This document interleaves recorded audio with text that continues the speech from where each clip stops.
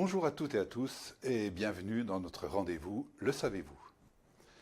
Aujourd'hui, je souhaite partager avec vous quelques réflexions permettant d'améliorer la compréhension du fonctionnement d'un processus. L'approche processus est un concept qui permet de générer de l'agilité et de l'efficience dans les organismes de toute nature. Il se base sur une approche systémique des organisations, laquelle s'inspire de l'étude des êtres vivants. Toutes les composantes d'un être vivant contribuent à une finalité, sont connectées de manière efficace, réagissent rapidement aux événements, utilisent leurs ressources avec efficience.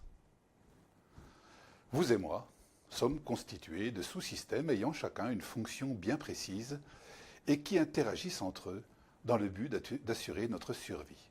C'est la finalité première de toute forme de vie. Pour être plus clair, ces fonctions vitales sont par exemple les systèmes sanguins, respiratoires, nerveux, musculaires, etc. Chacune de ces fonctions, de ces processus, s'active selon la demande pour servir les autres fonctions à la manière d'une entreprise qui produit en réponse aux attentes de son environnement. Ainsi, lorsque je fuis un danger, mes muscles réclament du sang frais et mon cœur sollicite des poumons un surcroît d'oxygène.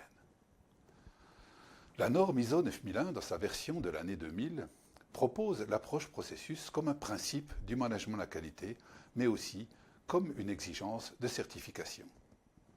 De ce fait, beaucoup d'organismes ont répondu à cette obligation avec une documentation cartographique présentant les processus et leurs interactions. Hélas, cette documentation n'a pas apporté d'effet tangible en matière de performance. Aussi, pour mieux comprendre cette approche, et l'utiliser comme un vrai facteur clé de succès, je vous propose de comparer l'organisation en processus avec un réseau de sociétés qui travaillent entre elles.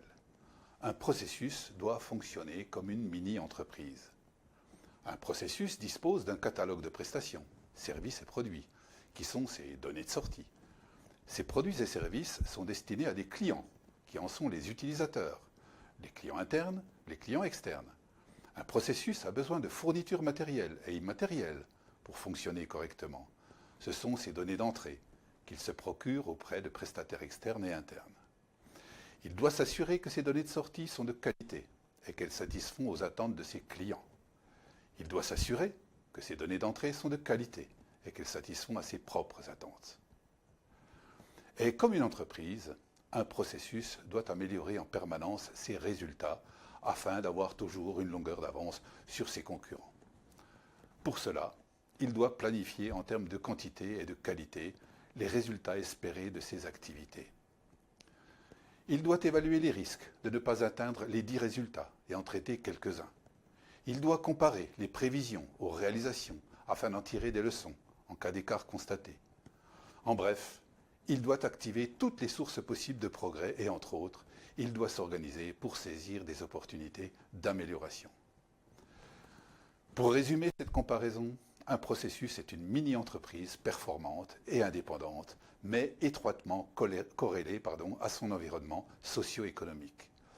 Je vous remercie de votre attention, à bientôt et que les processus soient avec vous.